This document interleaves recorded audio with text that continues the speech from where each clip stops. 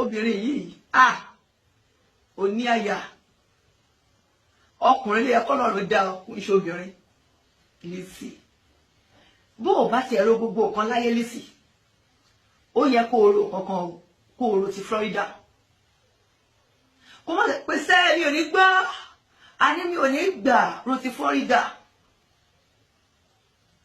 ọkọ rẹ nítorí ọkọ ẹ mẹyẹ fẹ́ ṣe fídíò Lizzy Anjorin ìkà lọ́kọ ẹ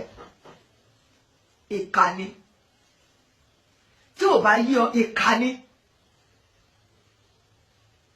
mo rí pé ọkọ ẹ ṣe fídíò kan ó lóun ló sọ pé ẹni tó bá ti dọ́dọ̀ ẹ kò ṣe wọ́n ṣàbàṣàbà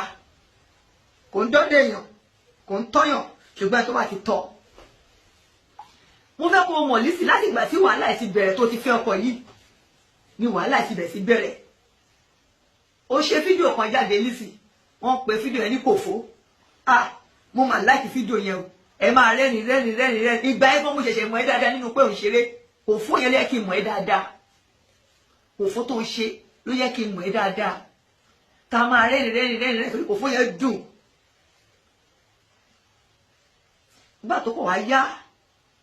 ló kàn di pé tí n bá ti wo TikTok nígbà mi tí n bá rí ẹ bí ìjà bí àsọ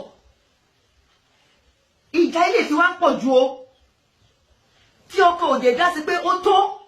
òun mo ṣe pé ọkọ ẹ ní ìkà lọ́kọ ẹ ó mọ tó ń ṣe ọkọ ẹ fẹ́ ikú rẹ kò nífẹ̀ẹ́ rẹ làwọn àná nífẹ̀ẹ́ rẹ Lizzy làwọn àná nífẹ̀ẹ́ rẹ o ṣé o mọ̀ pé bó o bá kú lẹ́ni gbogbo nǹkan ọ̀rẹ́ tó wà ní ìkáwọ́ làwọn àná torí o bímọ fún tó o bá kú lẹ́ni làwọn àná ló máa ní gbogbo tó o ní pátápátá òun ló ṣe ń wọ̀ ẹ́ nínú pé kò lè tètè kú irú nǹkan bẹ́ẹ̀ yẹn èpè lọ́tún èpè lósì ìwọ nìkan òun lọ kí mo gbé fún ẹ o try Lizzy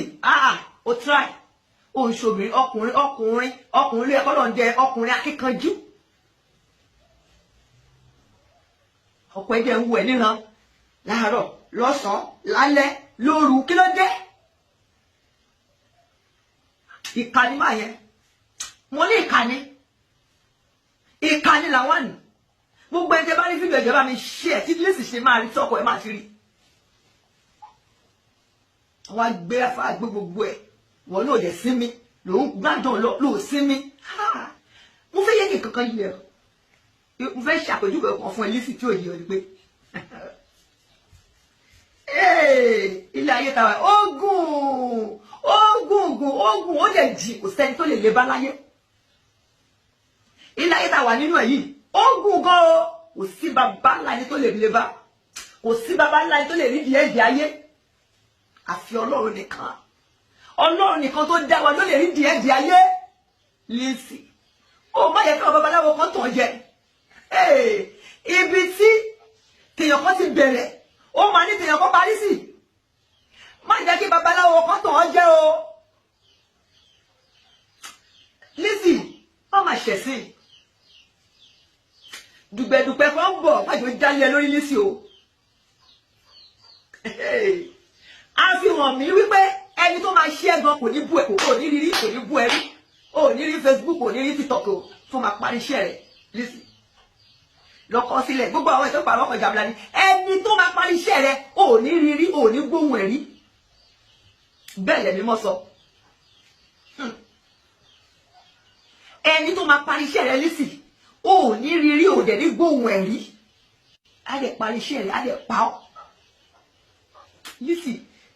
ẹ̀ẹ́dẹ́gbẹ́ ó ti tó tó yóò ti bọ́ àwọn onímọ̀wò yìí ó ń jábọ̀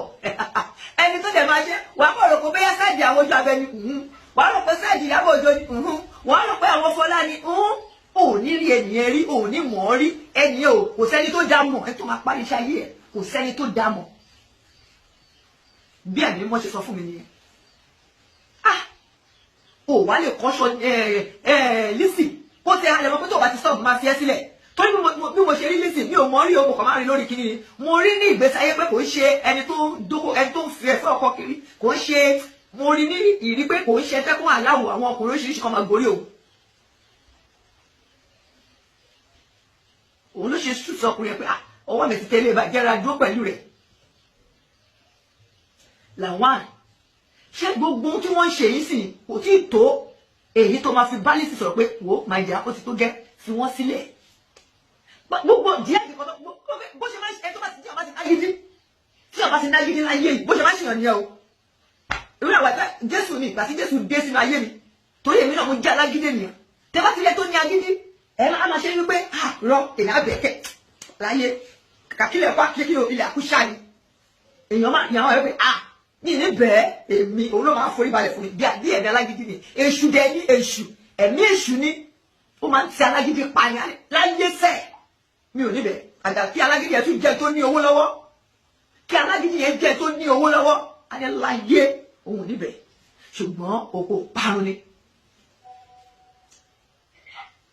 ìtumọ̀ tó tún jẹ́ bẹ́ẹ̀ lẹ́ẹ̀kẹta tó fẹ́ kí Lizzy mọ̀ ni pé tí mo sọ lẹ́ẹ̀kan lọ mi ò mọ̀ ẹ́ rí ṣùgbọ́n gbogbo tí mo rí tó ń ṣe o ti jẹ́ kí n máa kó ìra rẹ̀ bẹ́ẹ̀ ni àwọn ẹlòmíràn tí wọ́n rí orí tó ń ṣe pé tó ń ṣe gbogbo tó ń jà tó ń ṣe bá àwọn èèyàn àwọn máa kó ìra rẹ̀ lọ títí ọjọ́ kan ń bọ̀ má sọ̀rọ̀ pé bí gbogbo ẹ̀ ṣe máa rí rèé ṣòro pé oyè ò lè kàndílé rẹ ni bí oyè gómìnà rò pé kò sì lè kàndílé rẹ Lizzy ṣòro pé ipò ńlá kò sì lè kàndílé rẹ ni Florida tó bí ọmọ ibi tọ́nà ṣì mú lọ ni ẹ má yẹ kí ọmọ gbọ́ ìròyìn búburú nígbà tó bá dàgbà tán ẹ mú ìròyìn rere lílẹ̀ ìtàn rere lílẹ̀ fún àwọn ọmọ wọ́n ṣòbọ̀ ẹ̀kan ní inú títọ̀ wọ́n ní ẹni wá ní.